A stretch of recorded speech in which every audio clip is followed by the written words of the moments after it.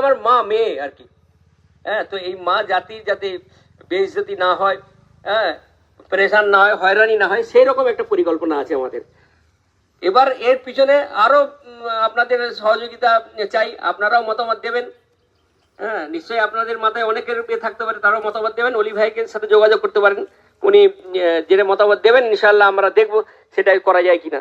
তো আমরা অনেক বড় আশা নিয়ে লেগেছি, যেন আল্লাহ আমাদেরকে এই মানে এর মধ্যে কামিয়াব করুক, আর আল্লাহ এই জায়গাটাকে কবুল করুক।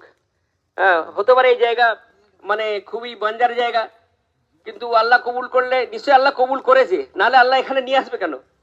আল্লাহ আমাদেরকে এই জায়গায়, এই খালের ধারে, এখানে কোনো যাতায়াতের ব্যবস্থা ঠিক নেই, কিন্তু আল্লাহ আমাদেরকে নিয়ে এসছে। এখানে নিয়ে আসার কারণ নিশ্চয়ই আল্লাহ কবুল করেছে। তো সেই জন্য আমরা প্রত্যেকেই দোয়া করব আর প্রত্যেকেই সহযোগিতা করব, এই বলে আমার ক্ষুদ্র বক্তব্য শেষ করলাম। আখিরু দাওয়ানা আলহামদুলিল্লাহি রাব্বিল আলামিন।